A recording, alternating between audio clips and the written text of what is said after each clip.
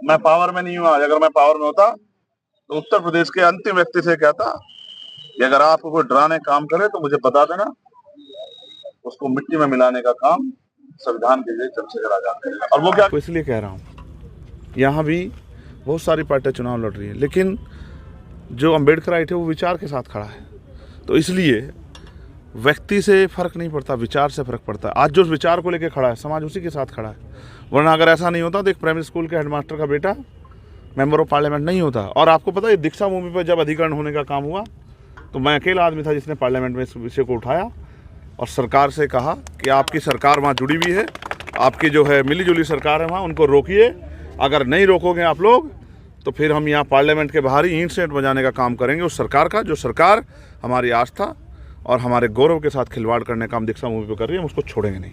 Sir, आपने महाराष्ट्र में काफी कम सीटें कॉन्टेस्ट की है, क्या रणनीति है? और उत्तर नागपुर में आप क्या नितिन राऊत जी को सपोर्ट कर रहे हैं? सच सुनना चाहते हैं हम उससे?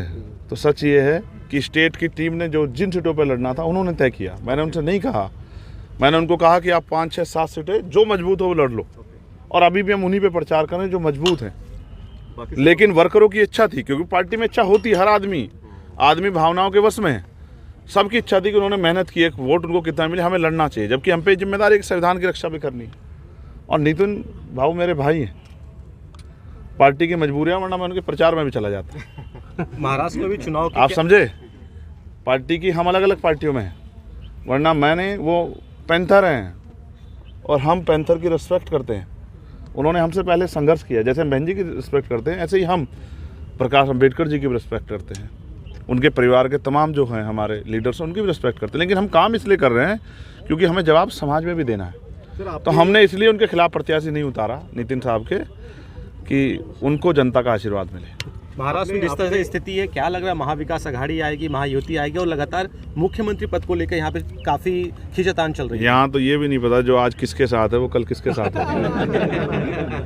आप नहीं जानते हैं कि जिन्होंने मिल के चुनाव लड़े और उनके पार्टियों कैसे उनमें टूट हो गई। सबको कुर्सी बैठना है, हमें कुर्सी पर नहीं बैठना। हम तो ये चाहते हैं कि हमारे लोग जीत के आएँ और वो आम आदमी की, जनता की आवाज़ असेंबली में जोर से गूंजाए, जो सरकार, बहरी सरकारों को उनको सुनना पड़े। और देखो, ना मेरे पे जादू की छड़ी है ना आप पे, ये तो जनता को तय करना है। जनता को जो अच्छा लगेगा जनता उसको जिताएगी।